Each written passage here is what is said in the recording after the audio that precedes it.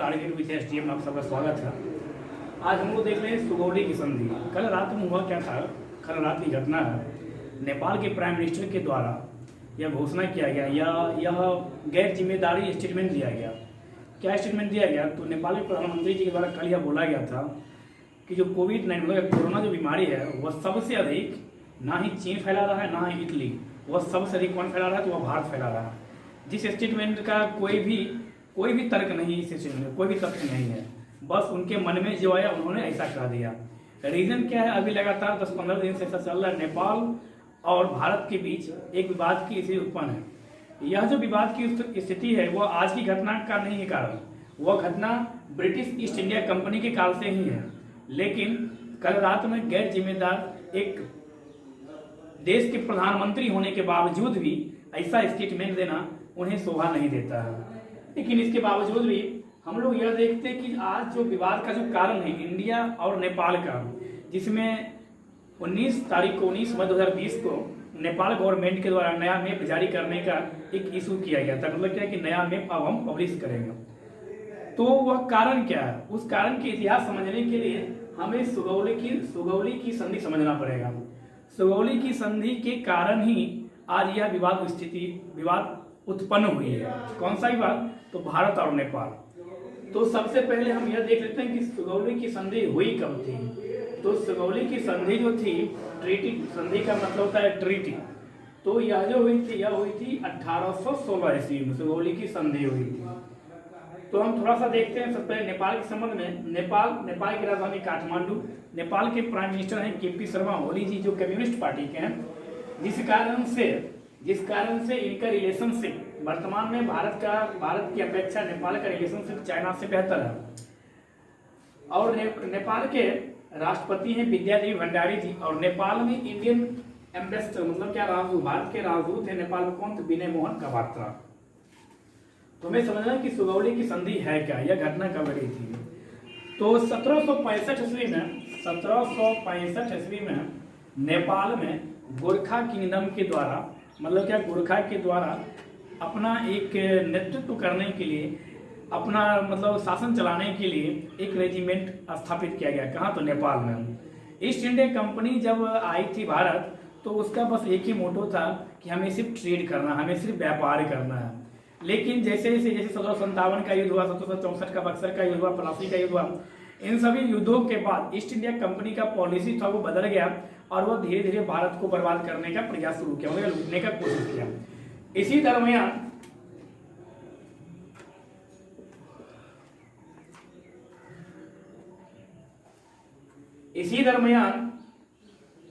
1813 ईस्वी में Lord Francis Hastings, 1813 ईस्वी में लॉर्ड फ्रांसिस हेस्टिंग्स जो बंगाल के मतलब क्या, गवर्नर जनरल। तो भारत में जो गवर्नर जनरल का जो कानून था वो 1773 रेगुलेटिंग एक्ट के तहत आना शुरू हुआ। 1773 रेगुलेटिंग एक्ट के तहत बंगाल के गवर्नर का नाम बदलकर बंगाल का गवर्नर जनरल कर दिया गया। इससे पहले क्या था कि सिर्फ एक प्रांत का गवर्नर जनरल होता था। कौन? किसका? तो बंगाल का।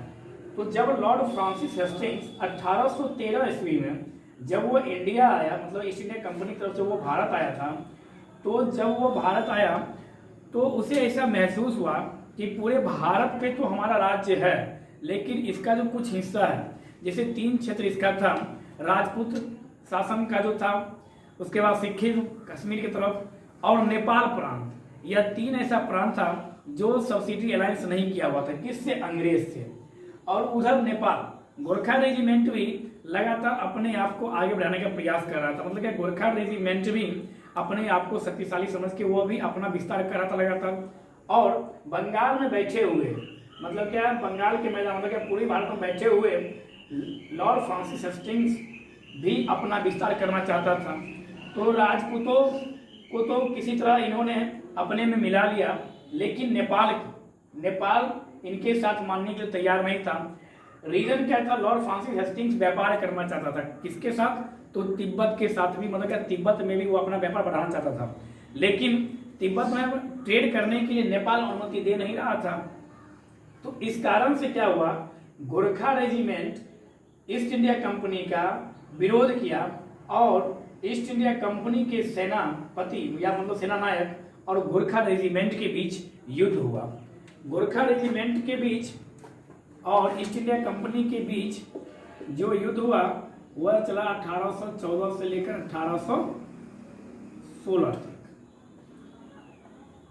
इस युद्ध में क्या हुआ, ईस्ट इंडिया कंपनी विजयी हुआ। रीजन क्या था, यह जो युद्ध हुआ था इसमें गोरखा रेजिमेंट शक्तिशाली तो थे, बुद्धिजीवी भी थे और पूरे जोश व उमंग के साथ लड़ाई में भाग भी लिए थे वो, लेकिन उनके पास आधुनिक हथियार की कमी थी और ईस्ट इंडिया कंपनी के सेनापति के पास या सेनानायकों के पास कमी थी कि वह मैदानी इलाका में तो वो लड़ाई करने में सक्षम था, लेकिन पर्वतीय इलाका में, पहाड़ी इलाके में वो लड़ाई करने में सक्षम नहीं था। लेकिन फिर भी ईस्ट इंडिया कंपनी विजयी होने का कारण क्या था, तो ईस्ट इंडिया कंपनी के पास आधुनिक मतलब क्या मॉडर्न वेपन्स था, मतलब क्या हथियार था, जिस कारण से गोरखा रेजिमेंट को ऐसा एहसास हुआ कि अब हम युद्ध हार जाएंगे, अब हम युद्ध हार जाएंगे।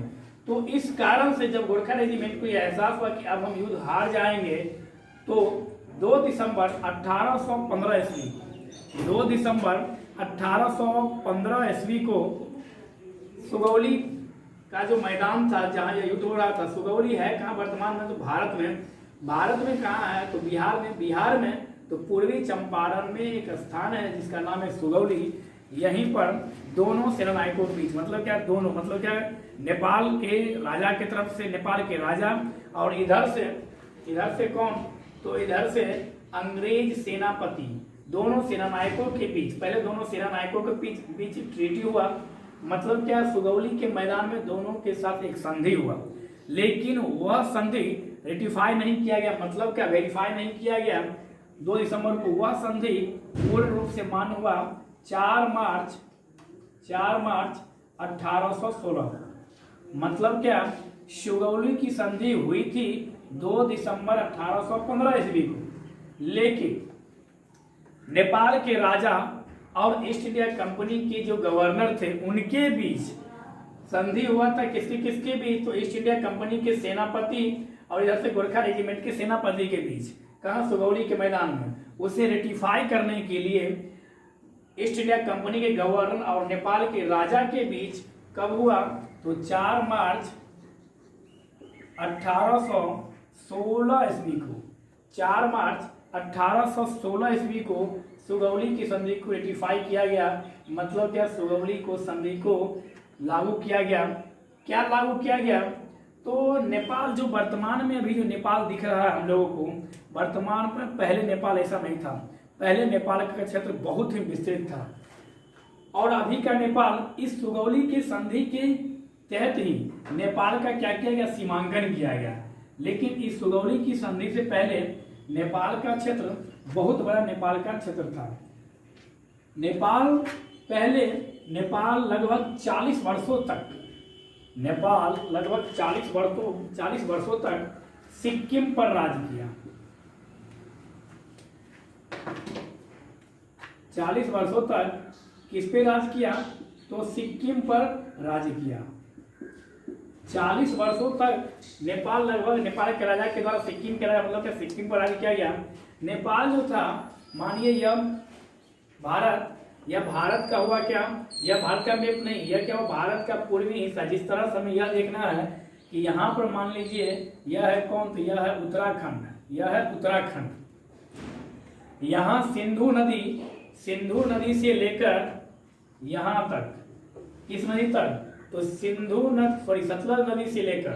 सतलज नदी से लेकर नेपाल का सीमा, कब, वर्तमान में नहीं, सुगौली की संधि से पहले नेपाल का जो सीमा है वह सतलज नदी से लेकर यहाँ सिक्किम तक स्थापित था।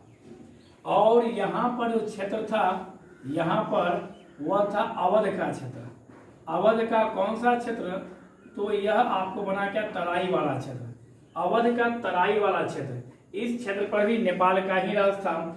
इधर उत्तराखंड में भी उत्तराखंड का अधिक हिस्सा, मतलब क्या सबसे बड़ा हिस्सा किसके पास था, तो वह भी नेपाल के पास ही था। और यदि हम इसके ऊपर जाए तो यहाँ पर भारत में क्या, हिमाचल प्रदेश हिमाचल प्रदेश का भी सबसे बड़ा हिस्सा पर राज किसका था या आधिपत्य किसका था, तो वह भी आधिपत्य था नेपाल का। लेकिन ईस्ट इंडिया कंपनी अपने इन सभी क्षेत्रों को अपने अंदर करना चाहती थी, मतलब क्या, इन सभी क्षेत्रों पर अपना राज जमाना चाहती थी। लेकिन नेपाल भी इस चीज को मानता था कि हम अपना क्षेत्र विस्तार कर रहे हैं। तो गोरखा रेजिमेंट इतना अपना क्षेत्र विस्तार किया था। ईस्ट इंडिया कंपनी इन्हीं क्षेत्रों के कारण नेपाल के गोरखा रेजिमेंट के साथ युद्ध किया। युद्ध क्यों हुआ, इन क्षेत्रों को मिलाने के कारण। और यहाँ पर उत्तराखंड में, यहाँ पर अभी वर्तमान में महाकाली नदी या काला पानी विवाद इसको बोलते हैं, और यहीं पर है कौन, लिपुलेख पास, लिपुलेख दर्रा अभी हाल ही में BRO बॉर्डर रोड ऑर्गेनाइजेशन के द्वारा क्या किया गया, तो भारत सरकार के द्वारा एक रोड बनाया गया कैलाश मानसरोवर जाने के लिए, जिस कारण से फिर से यह विवाद उठ गया है। तो कहाँ, तो लिपुलेख पास के पास। तो नेपाल यह बोल रही है कि यह पास जो है लिपुलेख पास यह मेरा है, जबकि इंडियन गवर्नमेंट बोल रही है कि यह मेरा है। तो जब यह युद्ध हुआ, सुगौली का जो युद्ध हुआ, तो उस युद्ध में अंग्रेज जैसे ही विजय हुआ, तो अंग्रेज ने क्या किया, इस संधि के तहत गोरखा रेजिमेंट को, मतलब क्या, नेपाल के राजा को मजबूर किया। क्या मजबूर किया कि जो आप इस संधि के तहत आपको यह सारी बातें माननी पड़ेगी। कौन सब, तो सबसे पहली बातें आपको तो यह माननी पड़ेगी क्या, तो अवध का जो तराई वाला क्षेत्र है, सिक्किम, उत्तराखंड का जो क्षेत्र है और हिमाचल प्रदेश, यह सारा क्षेत्र आपको छोड़ना पड़ेगा। मतलब क्या, गोरखा रेजिमेंट के द्वारा जिन जिन प्रदेशों पर, जिन जिन क्षेत्रों पर राज्य किया गया, मतलब क्या जीता गया या उन पर राज्य किया जा रहा है, उन सभी क्षेत्रों को आपको छोड़ना पड़ेगा। किसे, तो सुगौली की संधि के तहत ईस्ट इंडिया कंपनी ने नेपाल के राजा के सामने यह शर्त रखी।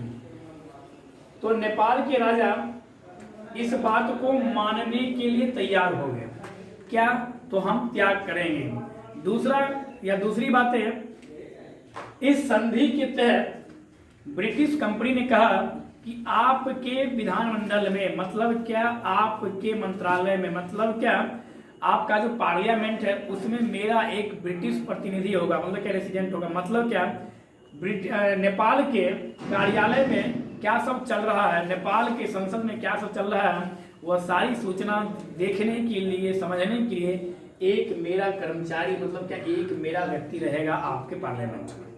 किसने कहा, तो ब्रिटिश ईस्ट इंडिया कंपनी। किसे, तो नेपाल को। यह शर्त भी इसे माननी पड़ी। तीसरी बात, सुगौली संधि के तहत ईस्ट इंडिया कंपनी ने यह कहा था, क्या, तो काली नदी या महाकाली नदी या शारदा नदी जो है अभी उत्तराखंड के पास, इस नदी के पूर्व से लेकर मेची नदी तक का जो क्षेत्र है, वह क्षेत्र अब आपका होगा। मतलब क्या, महाकाली नदी के पश्चिमी क्षेत्र पर आप ना ही कभी भी वहां के जनता को परेशान करेंगे और ना ही वहां के क्षेत्र में किसी भी सरकार, किसी दूसरे सरकार के द्वारा किए गए कामों में आप हस्तक्षेप करेंगे। कहाँ, तो महाकाली नदी के पश्चिम में।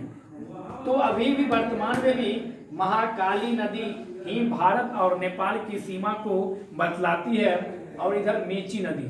तो महाकाली नदी सारा नदी से लेकर मेची नदी तक अब नेपाल का एक सीमित क्षेत्र हो गया। पहले नेपाल का विस्तार बहुत था।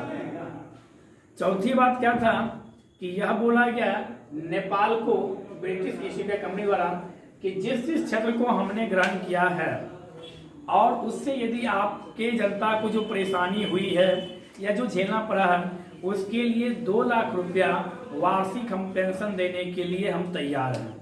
यह भी बोला गया नेपाल को। सुगौली की संधि के तहत ही गोरखा रेजिमेंट, सुगौली की संधि के तहत ही गोरखा रेजिमेंट को, मतलब क्या, ब्रिटिश ईस्ट इंडिया कंपनी ने यह कहा था कि आपके गोरखा रेजिमेंट को, मतलब क्या, आपका जो गोरखा सेना है उसकी बहादुरी से हम बहुत खुश हैं और हम अब अपने सेना में एक गोरखा रेजिमेंट बनाएंगे। तो अभी भी वर्तमान में भी ब्रिटिश प्रत्येक साल आकर नेपाल में गोरखा रेजिमेंट बनाकर अपने पास ले जाते हैं, मतलब गोरखा सेना नायक को। अब तो ब्रिटेन में गोरखा रेजिमेंट के लिए महिला रेजिमेंट भी बनाया गया है। सेकेंड वर्ल्ड वार में लगभग 2.5 लाख गोरखा सेना नायक, मतलब सेनापति या रेजिमेंट ने ब्रिटिश की तरफ से भाग लिया, जिसमें से लगभग 30,000 सेना मारे गए और 2,734 सेना को ब्रिटेन के द्वारा अवार्ड भी दिया गया, वीरता पुरस्कार भी दिया गया। और गोरखा रेजिमेंट भारत सरकार भी वर्तमान में गोरखा रेजिमेंट बनाई हुई है और उसमें जो शामिल होते हैं वह नेपाल प्रांत के होते हैं।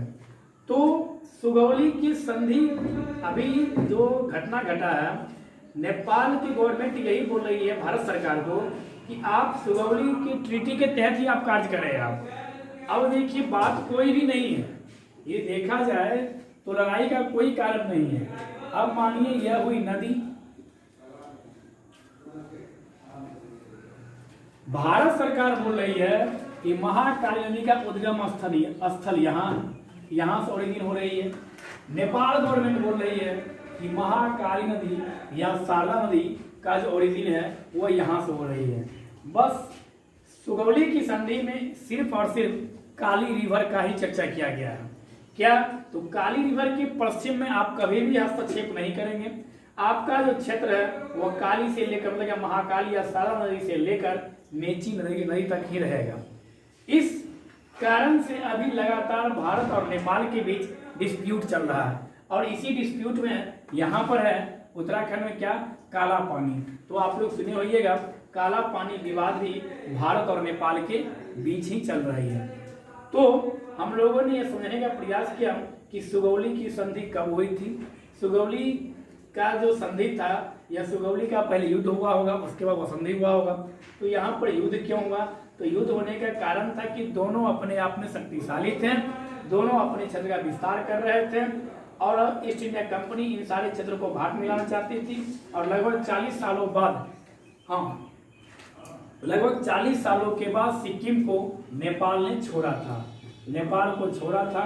और यह भी उल्लेखित करवा दिया गया था सुगौली की संधि के तहत कि आप कभी भी मतलब क्या नेपाल के राजा के द्वारा कभी भी सिक्किम के राजा के ऊपर कोई दबाव नहीं बनाया जाएगा और ना ही उनके क्षेत्र में आपके द्वारा कोई हस्तक्षेप किया जाएगा। मतलब क्या, सिक्किम को भी स्वतंत्र करवा दिया गया कि संधि के तहत, सुगौली की संधि के तहत। और यहाँ पर कोसी नदी, गंडकी नदी तराई क्षेत्र था, कोसी नदी, गंडकी नदी, इन सभी तराई वाले क्षेत्रों को ईस्ट इंडिया कंपनी अपने अंदर ले ली। तो हम लोगों ने आज समझने का प्रयास किया सुगौली की संधि। आप जब भी भारत और नेपाल का जो विवाद होता है, काला पानी विवाद हो या लिपुलेख पास हो या लिपि धुरिया हो, तो इस विवाद का कारण जो है बस यही संधि। यदि आप समझ गए तो आप समझ जाइएगा कि इन दोनों में विवाद का जो कारण है वो यही है। सुगौली की संधि लगभग 130 साल तक ब्रिटेन के साथ रहा। उसके बाद जब भारत सरकार मतलब कि जब भारत आजाद हुआ, तो भारत आजाद हुआ कब? 1947 में। लेकिन भारत और नेपाल के बीच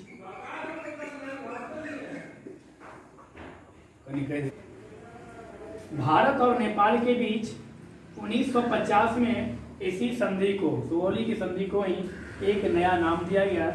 लेकिन टॉपिक मतलब क्या, वही तीनों क्षेत्र के लिए लिया गया। तो क्या बोला गया? इंडिया एंड नेपाल, मतलब क्या, भारत और Nepal treaty of peace and friendship, इस नाम से एक नया ट्रीटी किया गया। कब किया गया? 1950 में किया गया भारत और नेपाल के साथ। और इससे पहले कब किया गया था अंग्रेजों के साथ? तो 130 साल पहले, लगभग मतलब क्या 1816 में किया गया और 130 साल तक यह रहा इसके साथ, ब्रिटेन के साथ। और 1950 यह संधि हुई किसके साथ? भारत और नेपाल के साथ। तो हम लोगों ने आज सुगौली की संधि समझने का प्रयास किया और इसके कारण ही सारी विवाद की जड़ें जो है यही सुगौली की संधि है। और हमेशा नेपाल गवर्नमेंट इसी संधि का जो बोलती कि जो आप जो सुगौली की संधि बोल रही है आप उस बात को मानिए। तो धन्यवाद, फिर मिलेंगे हम लोग अगले क्लास।